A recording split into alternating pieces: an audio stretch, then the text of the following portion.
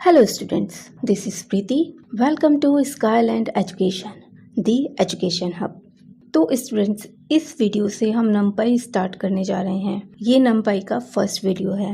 Students, अगर आपको मेरे वीडियोस इंफॉर्मेटिव लग रहे हैं, आप लोग के लिए बेनिफिशियल हैं, तो आप मेरे चैनल को सब्सक्राइब करें, मेरे वीडियोस को लाइक करें और दूसरे स्टूडेंट्स के साथ भी इनको शेयर करें, जिससे उनको भी इसका बेनिफिट मिल सके।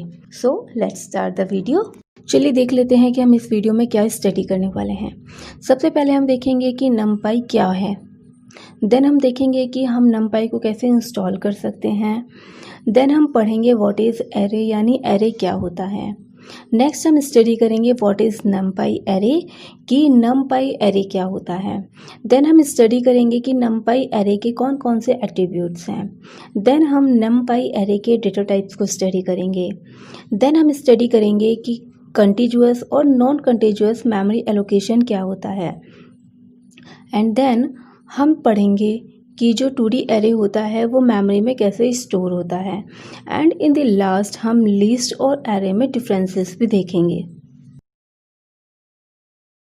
तो फर्स्ट टॉपिक है हमारा व्हाट इज नंपाई। स्टूडेंट्स, नंपाई की फुल फॉर्म होती है numerical Python, M for numerical and PY for Python. नंपाई Python का एक पैकेज है जिसका यूज बेसिकली डेटा एनालिसिस के लिए होता है और साइंटिफिक कंप्यूटिंग के लिए भी होता है। स्टूडेंट्स, नंपाई एक मल्टी डायमेंशनल एरे ऑब्जेक्ट का यूज करता है जिसमें बहुत सारे फंक्शंस और बहुत सारे टूल्स होती हैं। इन फंक्शंस और टूल्स का यूज करके हम एरे पे इजीली वर्क कर सकते हैं और बहुत इफेक्टिवली वर्क कर सकते हैं। नंपाई का जो मल्टी डायमेंशनल एरे ऑब्जेक्ट होता है ये बहुत ज़्यादा पावरफुल होता है और ये डेटा की प्रोसेसिंग को बहुत ही ज़्यादा स्पीड अप करता है, यानी कि हमारे डेटा की प्रोसेसिंग की स्पीड काफ़ी बढ़ जाती है। स्टूडेंट्स, पाइथन में बहुत सारे पैकेजेस होते हैं, तो नंपाई की खासियत ये होती है कि पाइथन के जो अदर पैकेजेस होते हैं ये उनके साथ भी इजीली इंटरफेस हो जाता है और ये बहुत सारे टूल्स भी प्रोवाइड करता है जिनकी हेल्प से इसको इजीली अदर लैंग्वेजेस के साथ इंटीग्रेट किया जा सकता है, जैसे C++,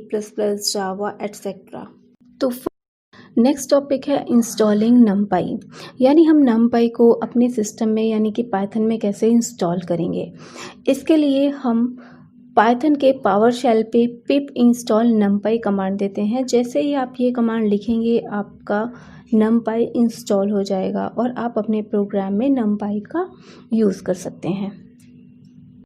नेक्स्ट टॉपिक है एरे। स्टूडेंट्स, पाइथन में एरे एक डेटा टाइप होता है। जब हमें एक ही वेरिएबल में या एक ही आइडेंटिफायर में मल्टीपल वैल्यूज को स्टोर कराना होता है तब हम एरे का यूज करते हैं।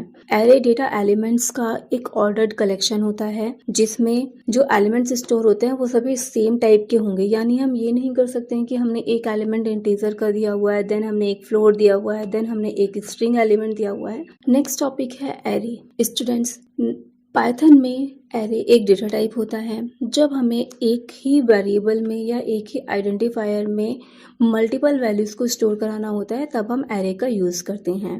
एरे डेटा एलिमेंट्स का एक ऑर्डर्ड कलेक्शन होता है जिसमें जो एलिमेंट्स स्टोर होते हैं वो सभी सेम टाइप के होंगे, यानी हम ये नहीं कर सकते हैं कि हमने एक एलिमेंट इंटीजर का दिया हुआ है, देन हमने एक फ्लोट दिया हुआ है, देन हमने एक स्ट्रिंग एलिमेंट दिया हुआ है। नेक्स्ट टॉपिक है एरे, जिससे कि इसकी जो प्रोसेसिंग होती है, एरे पे जो ऑपरेशंस होते हैं वो बहुत ही ज़्यादा फास्ट हो जाते हैं। नेक्स्ट है, अगर हम एरे के एलिमेंट्स को आइडेंटिफाई करना चाहते हैं, रेफर करना चाहते हैं या फिर हम उसके एलिमेंट्स को एक्सेस करना चाहते हैं तो हम उसके लिए एरे का नेम लिखते हैं और एरे के नेम के साथ हम उसकी इंडेक्स वैल्यू दे के एरे के एलिमेंट्स को इजीली एक्सेस कर सकते हैं। स्टूडेंट्स, यहाँ पे आपको जो डायग्राम दिख रहा है उसमें हमने एक एरे लिया हुआ है जिसमें हमारे 6 एलिमेंट्स हमने स्टोर कराए हुए हैं। इसमें हमारे एलिमेंट्स हैं 1, 2, 4, 8, 16 एंड 32। और आप देख सकते हैं स्टूडेंट्स की इनकी इंडेक्सिंग कैसे हुई हुई है। इनकी इंडेक्सिंग पॉजिटिव भी हो सकती है और निगेटिव भी हो सकती है। जब इनकी इंडेक्सिंग पॉजिटिव होगी तो पॉजिटिव इंडेक्सिंग में जो इंडेक्सिंग स्टार्ट होती है वो 0 से होगी, then 1, then 2, then 3, then 4 and then 5। और अगर हम नेगेटिव इंडेक्सेस की बात करते हैं स्टूडेंट्स, तो वो -6 से स्टार्ट होगी, -6, then -5, then -4, then -3, then -2 and then -1। तो इस तरीके से स्टूडेंट्स हमारा जो एरे होता है वो मेमोरी में स्टोर होता है। ये बिल्कुल लिस्ट की तरह ही होता है। हमने लिस्ट में भी ये कॉन्सेप्ट देखा था, जिससे कि इसकी जो प्रोसेसिंग होती है, एरे पे जो ऑपरेशंस होते हैं वो बहुत ही ज्यादा फास्ट हो जाते हैं। नेक्स्ट है, अगर हम एरे के एलिमेंट्स को आइडेंटिफाई करना चाहते हैं, रेफर करना चाहते हैं, या फिर हम उसके एलिमेंट्स को एक्सेस करना चाहते हैं, तो हम उसके लिए एरे का नेम लिखते हैं और एरे के नेम के साथ हम उसकी इंडेक्स वैल्यू देके एरे के एलिमेंट्स को इजीली एक्सेस कर सकते हैं। स्टूडेंट्स, यहाँ पे आपको जो डायग्राम दिख रहा है उसमें हमने एक एरे लिया हुआ है जिसमें हमारे 6 एलिमेंट्स हमने स्टोर कराए हुए हैं। इसमें हमारे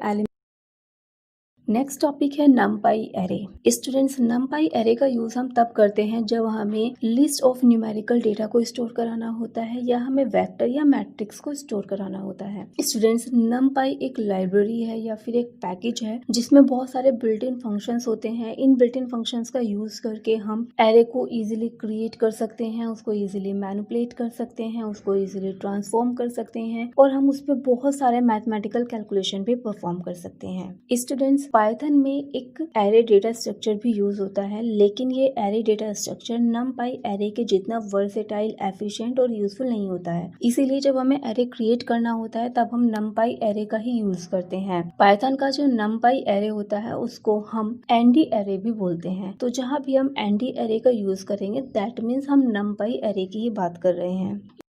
नीचे हमने एग्जाम्पल लिया हुआ है जिसमें हमने एक 1D एरे क्रिएट किया है, एक 2D एरे क्रिएट किया है और एक हमने 3D एरे क्रिएट किया हुआ है। सबसे पहले हम 1D एरे को डिस्कस कर लेते हैं स्टूडेंट्स। तो इस 1D एरे में हमने 4 एलिमेंट्स को स्टोर कराया हुआ है। हमारे एलिमेंट्स हैं 7, 2, 9 एंड 10। अगर आप इसकी शेप देखेंगे स्टूडेंट्स तो इसकी शेप 4 है, जो कि ये बताती है कि इसमें हमने 4 एलिमेंट्स को स्टोर कराया हुआ है। और यहाँ पे हमारा सिर्फ एक ही एक्सिस होगा क्योंकि हमने यहाँ पे सिर्फ एक सिंगल रो ही स्टोर कराई हुई है। देन है हमारा 2D एरे। 2D एरे में हमारे जो एलिमेंट्स होते हैं वो रो और कॉलम के फॉर्म पे स्टोर होते हैं। अगर आप यहाँ पे शेप देखेंगे स्टूडेंट्स तो शेप है हमारी 2,3, यानी यहाँ पे नंबर ऑफ रोज है 2 और नंबर ऑफ कॉलम्स है यहाँ पे 3। और यहाँ पे जो ये वर्टिकल लाइन है ये एक्सिस 0 को रिप्रेजेंट करती है और जो हमारी हॉरिजॉन्टल लाइन है वो एक्सिस 1 को रिप्रेजेंट करती है। देन थर्ड है हमारा 3D array. Students, 3D array में जो हमारे एलिमेंट्स होते हैं वो 3D की फॉर्म पे स्टोर होते हैं और यहाँ पे आप देख सकते हैं कि जो एक्सिस हैं वो भी 3 हो चुके हैं, एक्सिस 0, एक्सिस 1 एंड एक्सिस 2, क्योंकि यहाँ पे हमारा एक और डायमेंशन बढ़ गया है। और अगर आप इसकी शेप देखेंगे स्टूडेंट्स तो वो 4,3,2 की है, क्योंकि यहाँ पे नंबर ऑफ रोज हमारी 4 है, नंबर ऑफ कॉलम्स हमारे 3 हैं और जो यहाँ पे अदर एक्सिस हमने लिया हुआ है, जो हमारा थर्ड एक्सिस है उसकी वैल्यू यहाँ पे 2 है। तो यहाँ पे जो हमारे एलिमेंट्स स्टोर होंगे वो 4 × 3 × 2, यानी यहाँ पे जो एलिमेंट्स स्टोर हो रहे हैं वो 24 होंगे। तो इस तरीके से आप अपनी रिक्वायरमेंट के according 1D array, 2D array या 3D एरे क्रिएट कर सकते हैं। नीचे नेक्स्ट टॉपिक है एट्रीब्यूट्स ऑफ नमपाई एरे। स्टूडेंट्स, जो नमपाई एरे होते हैं वो हमारे लिए चीज़ों को काफ़ी इजी बना देते हैं, यानी हम इजीली एरे क्रिएट कर सकते हैं, उसको मैनिपुलेट कर सकते हैं और उस पर हम इजीली वर्क कर सकते हैं। लेकिन जब हम नमपाई एरे क्रिएट करते हैं तो वो इंटरनली बहुत ही डिटेल्ड मैनर में स्टोर होता है। उसके साथ बहुत सारी टर्म्स एसोसिएटेड होती हैं, जैसे एक्सिस, उसकी रैंक, उसकी शेप, उसका डेटा टाइप, उसका आइटम साइज, उसका खुद का साइज और उस एरे का टाइप। चलिए इन सभी टर्म्स को हम 1 बाय 1 डिटेल में स्टडी करते हैं।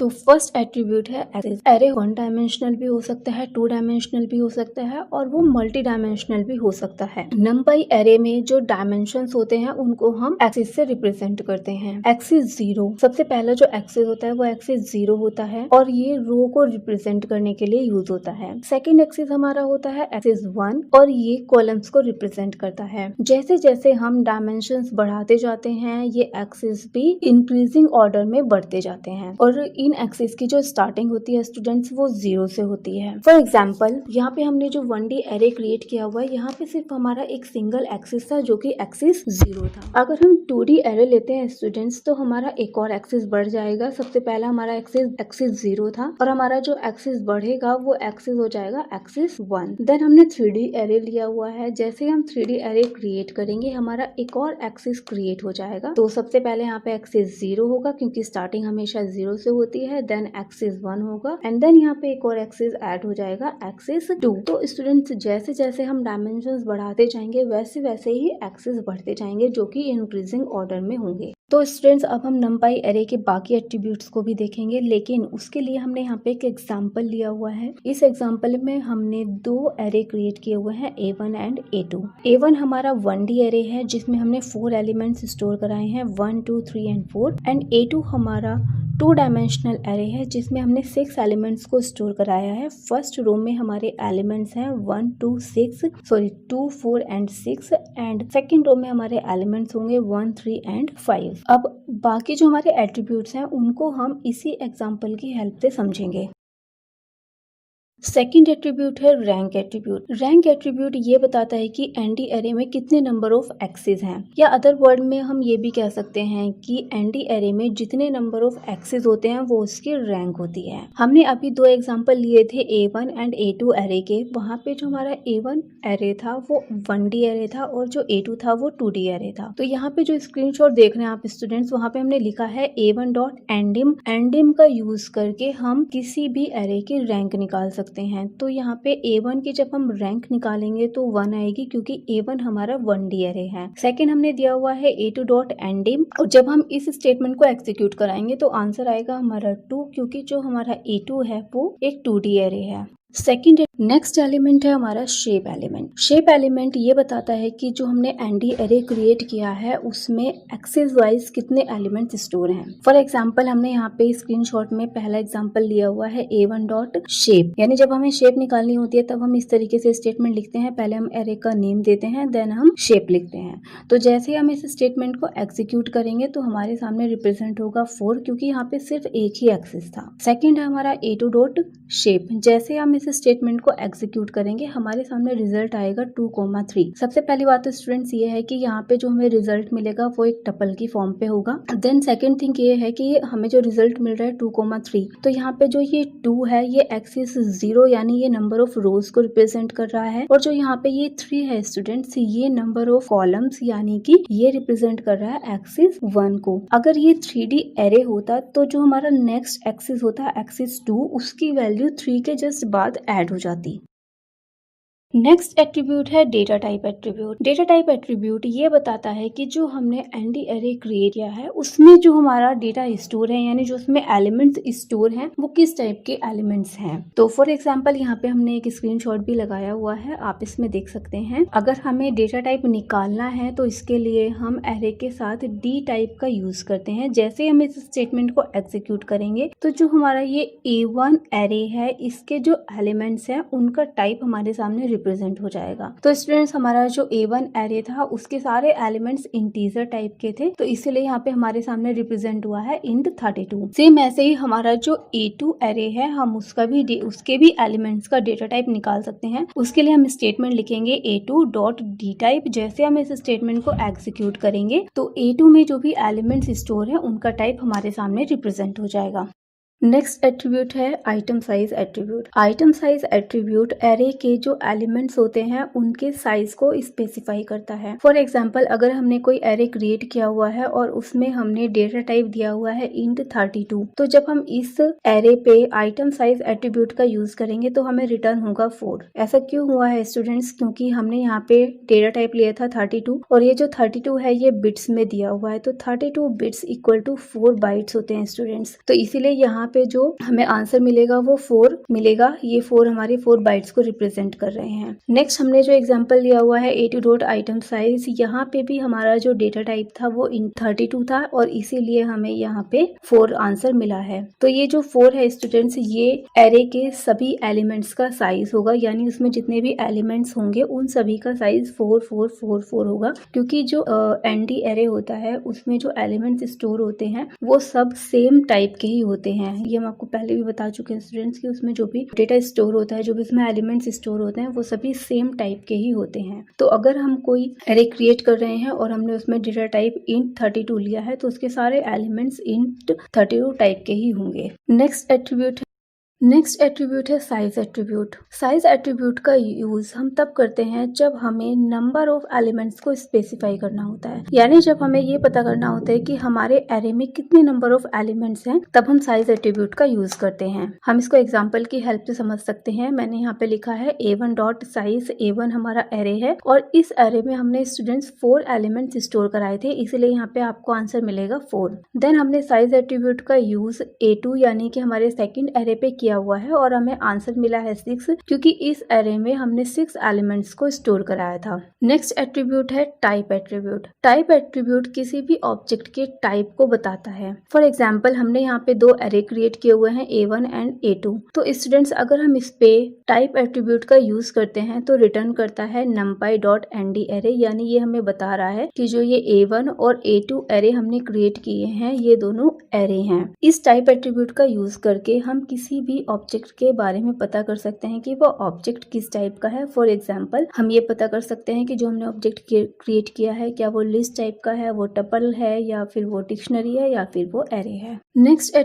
नेक्स्ट टॉपिक है data types of numpy arrays. numpy array बहुत सारे डेटा टाइप्स को सपोर्ट करता है। इनमें से फर्स्ट डेटा टाइप है हमारा बुल फॉर होता है स्टूडेंट्स बुलियन। ये बुलियन डेटा टाइप सिर्फ एक वैल्यू को एक टाइम पे स्टोर करता है। ये वैल्यू या तो ट्रू होती है या फिर ये वैल्यू फॉल्स हो सकती है और ये मेमोरी में सिर्फ 1 बाइट का स्पेस लेता है। फॉर एग्जाम्पल आप स्क्रीनशॉट में देख सकते हैं कि पहले हमने एक लिस्ट क्रिएट की हुई है लिस्ट 1 और हमने इसमें 4 एलिमेंट्स को स्टोर कराया है 2, 3, 4 एंड 5। देन इस लिस्ट का यूज करके हमने यहाँ पे एरे क्रिएट किया हुआ है। स्टूडेंट्स अभी आपको सिंटेक्स में नहीं जाना है क्योंकि आगे आने वाले वीडियो में हम एरे को क्रिएट करना सीखेंगे। अभी हम सिर्फ डेटा टाइप पे ही ध्यान देंगे। यहाँ पे हमने जो डेटा टाइप लिया हुआ है that is D type equal to np dot bool. तो यहाँ पे बुल हमारा डेटा टाइप है। तो जब हम इस a3 को प्रिंट कराएंगे तो जो भी हमने यहाँ पे वैल्यूज दी हुई थी ना 2, 3, 4 एंड 5 ये सभी ट्रू रिप्रेजेंट हो रही हैं। ऐसा क्यों है स्टूडेंट्स? क्योंकि जो बुल डेटा टाइप है वो या तो ट्रू रिटर्न करता है या तो फॉल्स रिटर्न करता है। और अगर कोई वैल्यू 0 होती है तो 0 के लिए वो फॉल्स देता है और अगर कोई हमारी नॉन 0 वैल्यू होती है तो वो इसको ट्रू रिप्रेजेंट करता है। यहाँ पे हमारी सारी ही वैल्यूज नॉन 0 हैं तो इसलिए यहाँ पे ट्रू रिटर्न हुआ है। नेक्स्ट हमने एक और एरे क्रिएट किया हुआ है A4 और यहाँ पे जो हमने वैल्यूज स्टोर कराई हैं वो है 1002 और यहाँ पे हमने डेटा टाइप दिया हुआ है बुल यानी बुलियन टाइप का। और जब हम इस एरे को प्रिंट कराएंगे तो हमारे सामने रिप्रेजेंट होगा true, false, false and true, क्योंकि यहाँ पे हमारी 2 वैल्यूज नॉन 0 हैं लेकिन 2 वैल्यूज हमारी 0 हैं तो ये 0 को फॉल्स रिटर्न करेगा। नेक्स्ट डेटा टाइप है इंट डेटा टाइप। अगर हम एरे में इंटीजर टाइप का डेटा स्टोर कराना चाहते हैं तब हम इंट डेटा टाइप का यूज करते हैं। अगर हम सिंपली इंट लिखते हैं तो जो हमारा एरे होगा वो डिफ़ॉल्ट वैल्यू लेगा या तो int 32 या फिर int 64। ये डिपेंड करेगा आपके सिस्टम के ऊपर कि आपका सिस्टम कितने बिट पे वर्क कर रहा है। और इसका जो साइज होगा अगर हमने int 32 अगर हमारा सिस्टम int 32 पे वर्क कर रहा है तो यहाँ पे साइज होगा 4 और अगर int 64 पे वर्क कर रहा है तो हमारा जो साइज डिस्प्ले होगा वो होगा 8। आप इसको यहाँ पे एग्जाम्पल में भी समझ सकते हैं। यहाँ पे मैंने एरे क्रिएट किया हुआ है A5 और यहाँ पे हमने जो टाइप दिया हुआ है स्टूडेंट्स वो दिया हुआ है हमने इंट। और जब हम इसको रिप्रेजेंट करते हैं यानी जब हम इस A5 को प्रिंट कराते हैं तो हमारे सामने प्रिंट होता है 3, 4, 5 एंड 6 यानी हमारे सामने जो वैल्यूज डिस्प्ले होंगी वो इंट टाइप की होंगी। और जब हम इस एरे का टाइप देखते हैं A5 डॉट डी टाइप का यूज करके तो हमारे सामने रिप्रेजेंट होता है इंट 32, जबकि हमने यहाँ पे 32 भी नहीं दिया था। नेक्स्ट टॉपिक है नेक्स्ट डेटा टाइप है int 8। स्टूडेंट्स जब हमें -128 से लेके 127 तक की रेंज के बीच के साइंड इंटीजर्स को स्टोर कराना होता है तब हम int 8 डेटा टाइप का यूज करते हैं। ये मेमोरी में 1 बाइट का स्पेस लेता है। हम इसको एक एग्जांपल की हेल्प से समझेंगे। यहाँ पे मैंने एक एरे क्रिएट किया हुआ है A6 और स्टूडेंट्स आप देख सकते हैं कि यहाँ पे जो मैंने टाइप दिया हुआ है d type equal to np dot int 8 दिया हुआ है। तो जब हम इस एरे का टाइप देखेंगे स्टूडेंट्स तो आप देख सकते हैं कि यहाँ पे रिप्रेजेंट हो रहा है int 8। आप चाहें तो अकॉर्डिंगली आप इसका साइज भी निकाल के देख सकते हैं। नेक्स्ट डेटा टाइप है इंट 16। स्टूडेंट्स, जब हमें -32,768 से लेके प्लस 32,767 तक के बीच की कोई भी साइंड इंटीजर को स्टोर कराना होता है, तब हम इंट 16 डेटा टाइप का यूज करते हैं। ये मेमोरी में 2 बाइट्स का स्पेस लेता है। यहाँ पे मैंने एक एरे क्रिएट किया हुआ है A7 और यहाँ पे मैंने डेटा टाइप दिया हुआ है np.int16।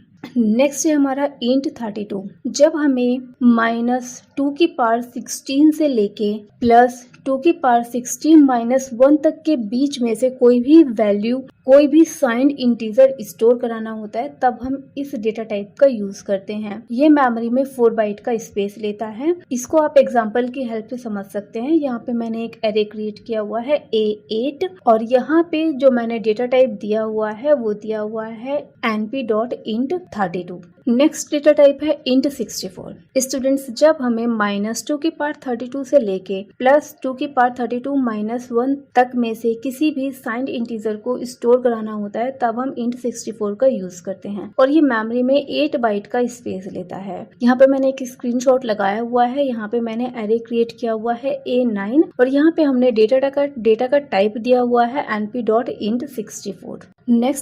नेक्स्ट डेटा टाइप है uint8। यहाँ पे u का मतलब है स्टूडेंट्स अनसाइंड। जब हमें 0 से लेके 255 तक की रेंज के अनसाइंड इंटीजर्स को स्टोर करना होता है, तब हम इस डेटा टाइप का यूज करते हैं और ये मेमोरी में 1 बाइट का स्पेस लेता है। यहाँ पे मैंने एक एरे क्रिएट किया हुआ है A10 और यहाँ पे मैंने जो डेटा का टाइप दिया हुआ है वो दिया हुआ है uint8 और यहाँ पे मैंने इसका टाइप भी निकाला हुआ है। जब आप इसका टाइप चेक करेंगे तो ये आपके सामने रिप्रेजेंट करेगा uint8। आप अगर चाहें तो यहाँ पे आइटम साइज का यूज करके आप नंबर ऑफ बाइट्स भी निकाल सकते हैं कि मेमोरी में कितने बाइट का स्पेस ले रहा है। नेक्स्ट है हमारा uint16। जब हमें 0 से लेके 2⁻16 - 1 तक की रेंज में से किसी भी अनसाइंड इंटीजर को स्टोर कराना होता है, तब हम uint16 डेटा टाइप का यूज करते हैं और ये मेमोरी में 2 बाइट का स्पेस लेता है। नेक्स्ट है हमारा uint32।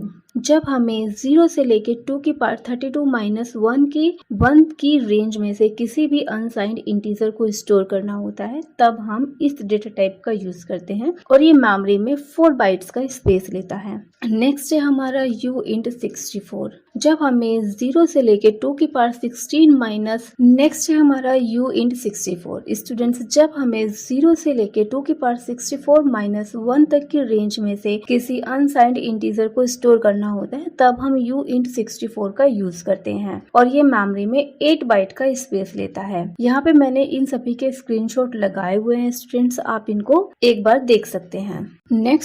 नेक्स्ट डेटा टाइप है फ्लोट डेटा टाइप। जब हमें फ्लोटिंग पॉइंट नंबर्स को स्टोर करना होता है, तब हम फ्लोट डेटा टाइप का यूज करते हैं। स्टूडेंट्स, अगर हमने एरे क्रिएट करते हुए फ्लोट के साइज को स्पेसिफाई नहीं किया है, तो ये बाय डिफॉल्ट 64 साइज ले लेता है। आप यहाँ पे इसको एग्जांपल में भी देख सकते हैं। मैंने एरे क्रिएट किया हुआ है A14 और यहाँ पे जब मैंने डेटा का टाइप दिया हुआ है np.float, तो यहाँ पे मैंने साइज नहीं दिया है और जब हम इस एरे का टाइप निकालते हैं स्टूडेंट्स, तो हमारे सामने रिप्रेजेंट होता है फ्लोट 64 और जब हम इसका आइटम साइज निकालेंगे तो ये रिप्रेजेंट करेगा 8, क्योंकि ये मेमोरी में 8 बाइट का स्पेस लेगा। नेक्स्ट डेटा टाइप है हमारा फ्लोट 16।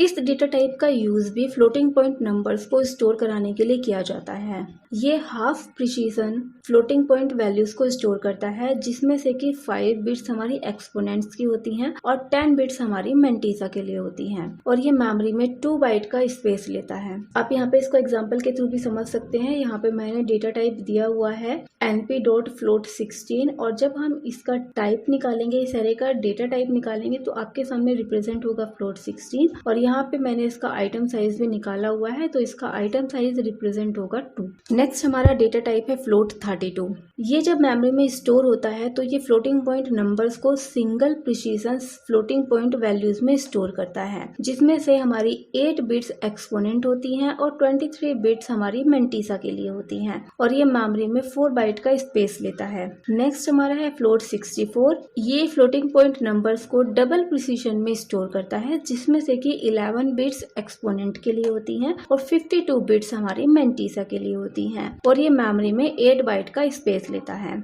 स्टूडेंट्स, इस एक्सपोनेंट को और इस मेंटीसा को हम एक एग्जांपल की हेल्प से समझ लेते हैं। यहाँ पे मैंने एक एग्जांपल लिया हुआ है। यहाँ पे एग्जांपल में वैल्यू दी है मैंने -3.154 इंटू 10 की पावर 5। इस एग्जांपल में जो ये वैल्यू है -3.154, ये मेंटीसा पार्ट है। और यहाँ पे जो हमने दिया हुआ है 10 की पावर 5, इसमें से जो ये स्टूडेंट्स 5 होगा ये हमारा एक्सपोनेंट होगा। और जब हम इस वैल्यू को बाइनरी में कन्वर्ट करेंगे तो जो सबसे पहली बिट होती है उसको साइन बिट बोला जाता है। और ये साइन बिट डिसाइड करती है कि हमारी जो वैल्यू है वो पॉजिटिव वैल्यू है या निगेटिव वैल्यू है। अगर हमारी साइन बिट 0 है तो वो रिप्रेजेंट करेगी कि हमारा जो नंबर है वो पॉजिटिव नंबर है। और अगर साइन बिट 1 है तो वो रिप्रेजेंट करती है कि ये नंबर कोई निगेटिव नंबर है।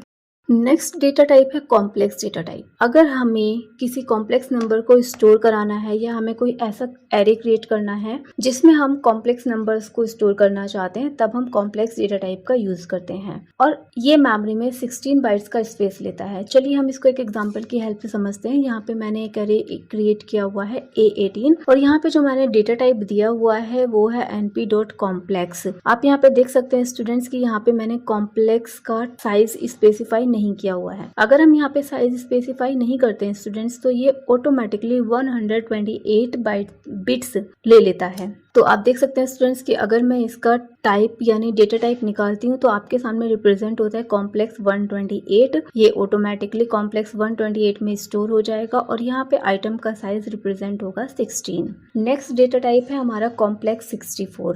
इस डेटा टाइप का यूज भी कॉम्प्लेक्स नंबर्स को स्टोर करने के लिए किया जाता है और ये मेमोरी में 8 बाइट का स्पेस लेता है। नेक्स्ट डेटा टाइप है कॉम्प्लेक्स 128। ये भी कॉम्प्लेक्स नंबर्स को स्टोर कराने के लिए ही यूज होता है और ये मेमोरी में 16 बाइट्स का स्पेस लेता है। नेक्स्ट डेटा टाइप है स्ट्रिंग डेटा टाइप। अगर हमें एरे में स्ट्रिंग टाइप के डेटा को स्टोर कराना है तब हम इस टाइप का यूज़ करते हैं। इसको हम एक एग्जांपल की हेल्प से समझ लेते हैं स्टूडेंट्स। यहाँ पे मैंने एक एरे क्रिएट किया हुआ है A3 और यहाँ पे जो मैंने डेटा टाइप लिया हुआ है वो मैंने लिखा हुआ है S4। यहाँ पे S स्ट्रिंग को रिप्रेजेंट करता है और ये जो 4 है स्टूडेंट्स ये साइज को रिप्रेजेंट करेगा। अगर आप देखेंगे स्टूडेंट्स तो यहाँ पे हमने 3 कैरेक्टर्स स्टोर कराए हुए हैं A, E एंड I। तो अगर हम यहाँ पे 4 नहीं लिखते हैं, अगर हम यहाँ पे सिंपली S लिख देते हैं तो ये तीनों ही एलिमेंट्स 1 बाइट का स्पेस लेंगे। लेकिन अगर हमने यहाँ पे 4 लिखा है स्टूडेंट्स तो यहाँ पे ये तीनों ही कैरेक्टर्स 4 बाइट्स का स्पेस लेंगे। अगर यहाँ पे आप आइटम साइज निकालेंगे स्टूडेंट्स तो आपके सामने रिप्रेजेंट होगा 4, क्योंकि यहाँ पे हर एलिमेंट इंडिविजुअली 4 बाइट का स्पेस ले रहा है। और अगर आप यहाँ पे डेटा टाइप निकालेंगे स्टूडेंट्स तो आपके सामने रिप्रेजेंट होगा S4। तो अगर यहाँ पे आप S4 की वैल्यू को चेंज कर देते हैं, अगर आप यहाँ पे S2 लिखते हैं तो यहाँ पे रिप्रेजेंट होगा डेटा टाइप रिप्रेजेंट होगा S2 और यहाँ पे आइटम का साइज रिप्रेजेंट होगा 2। नेक्स्ट डेटा टाइप है Unicode data type. Unicode type data को स्टोर कराने के लिए हम यूनिकोड डेटा टाइप का यूज करते हैं। चलिए इसको हम एग्जांपल की हेल्प से समझते हैं। इसके लिए मैंने एक एरे क्रिएट किया हुआ है A4 और यहाँ पे मैंने डेटा टाइप दिया हुआ है U4 है स्टूडेंट्स यूनिकोड। तो यहाँ पे मैंने कोई भी साइज स्पेसिफाई नहीं किया हुआ है। अगर हम यहाँ पे साइज स्पेसिफाई नहीं करते हैं स्टूडेंट्स तो जो भी आपके सिस्टम का डिफॉल्ट साइज होगा ये उसको ऑक्यूपाई कर लेगा। और यहाँ पे मैंने आइटम साइज निकाला हुआ है तो यहाँ पे आपके सामने रिप्रेजेंट होगा 4, यानी ये 4 बाइट्स को रिप्रेजेंट कर रहा है, क्योंकि मेरे सिस्टम में जो साइज है वो 32 बिट पे है तो इसीलिए बिट्स को बाइट में कन्वर्ट करके दिखा रहा है। नेक्स्ट एग्जाम्पल जो हमने लिया हुआ है, यहाँ पे हमने डेटा टाइप दिया हुआ है U1। स्टूडेंट्स ये दोनों सेम ही है, आप चाहें तो U लिखिए और चाहे तो U1 लिखिए, दोनों ही 4 बाइट्स का स्पेस लेंगे। देन जो हमने थर्ड एग्जांपल लिया हुआ है इसमें हमने U2 लिखा हुआ है और अगर हम U2 लिखते हैं स्टूडेंट्स तो आप देखेंगे कि यहाँ पे आइटम का जो साइज होगा वो 8 हो चुका होगा, यानी वो 8 बाइट का स्पेस लेगा। देन हमने नेक्स्ट एग्जांपल में U3 लिखा हुआ है तो आप देखेंगे स्टूडेंट्स कि यहाँ पे आइटम का साइज 12 हो चुका है। तो जैसे जैसे स्टूडेंट्स आप यहाँ पे साइज बढ़ाते जाएंगे आइटम साइज भी बढ़ता जाएगा। आप देख रहे हैं पहले इसकी वैल्यू 4 थी, देन डबल हो गई है 8, देन 4 इंटू 3 हो चुका है दैट इज 12, देन 4 इंटू 4 हो चुका है दैट इज 16। तो इस तरीके से जैसे जैसे आप यूनिकोड में साइज बढ़ाते जाएंगे वैसे वैसे आइटम का साइज भी बढ़ता जाएगा। नेक्स्ट टॉपिक है continuous and non continuous memory location. तो फर्स्ट है हमारा कंटीन्यूअस मेमोरी एलोकेशन। स्टूडेंट्स, अगर आप सिस्टम में किसी प्रोसेस को एग्जीक्यूट कराना चाह रहे हैं, तो अगर आपका सिस्टम कंटीन्यूअस मेमोरी एलोकेशन पे वर्क कर रहा है, तो जो आपकी प्रोसेस है उसमें जितने भी ब्लॉक्स होंगे, उन ब्लॉक्स को मेमोरी में जब स्पेस मिलेगा तो वो कॉन्सिक्यूटिव वे में मिलेगा। फॉर एग्जाम्पल आप देख सकते हैं यहाँ पे हमारी प्रोसेस है और इस प्रोसेस में 3 ब्लॉक्स मैंने दिए हुए हैं, 1, 2 एंड 3। और यहाँ पे जो आपको ये बड़ा मेमोरी ब्लॉक दिख रहा है, इसमें काफी सारे ब्लॉक्स हैं, लेकिन आपकी प्रोसेस को जब मेमोरी में स्पेस मिलेगा तो वो स्पेस कंसेक्यूटिव ब्लॉक्स में मिलेगा, यानी कि सबसे पहले फर्स्ट ब्लॉक को स्पेस मिलेगा, देन सेकंड ब्लॉक को, देन थर्ड ब्लॉक को, और ये तीनों ही ब्लॉक कंसेक्यूटिव होंगे, यानी एक के बाद एक होंगे। तो जब हमारा सिस्टम इस तरीके के मेमोरी एलोकेशन को फॉलो करता है तो हम उसको कंटीन्यूअस मेमोरी एलोकेशन बोलते हैं। नेक्स्ट टॉपिक है हमारा नॉन कंटीन्यूअस मेमोरी एलोकेशन। इसको समझने के लिए हम एक एग्जांपल की हेल्प लेते हैं स्टूडेंट्स। अगर आपकी कोई प्रोसेस है जिसमें 3 ब्लॉक्स हैं और आप उस प्रोसेस को एग्जीक्यूट कराना चाहते हैं, तो अगर आपका system non continuous memory allocation को फॉलो कर रहा है, तो जो आपकी ये प्रोसेस होगी, इसके सभी ब्लॉक्स मेमोरी में सेपरेटली एग्जीक्यूट होंगे। आप देख सकते हैं स्टूडेंट्स कि आपका जो फर्स्ट ब्लॉक है वो सेपरेट है, देन सेकेंड ब्लॉक सेपरेट है, एंड देन थर्ड ब्लॉक भी सेपरेट है, और ये तीनों ही कॉन्सिक्यूटिव वे में नहीं है, यानी इन्हें जब मेमोरी में मेमोरी एलोकेट होगी तो वो जरूरी नहीं है कि वो कॉन्सिक्यूटिव वे में हो। तो इस तरीके के मेमोरी एलोकेशन को हम नॉन कंटीन्यूअस मेमोरी एलोकेशन बोलते हैं।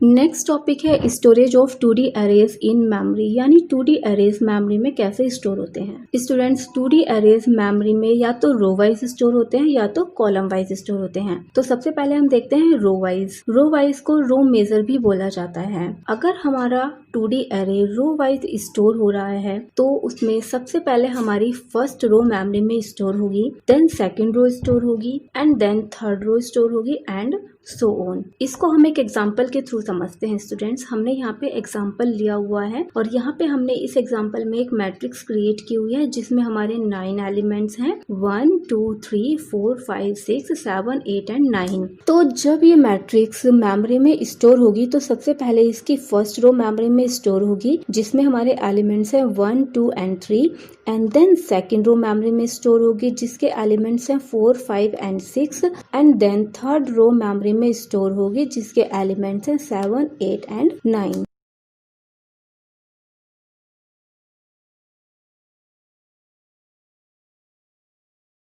सेकंड है कॉलम मेजर या कॉलम वाइज। इस टेक्निक में स्टूडेंट्स सबसे पहले फर्स्ट कॉलम मेमोरी में स्टोर होता है, देन सेकंड कॉलम मेमोरी में स्टोर होता है, देन थर्ड कॉलम स्टोर होता है, एंड सो ऑन।